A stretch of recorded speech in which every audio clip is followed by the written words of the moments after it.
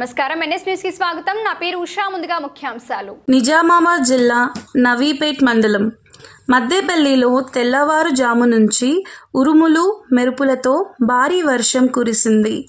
కొన్ని రోజులుగా ఉక్కపోతకు గురైన ప్రజలు ఈ వర్షంతో కాస్త ఉపశమనం పొందారు.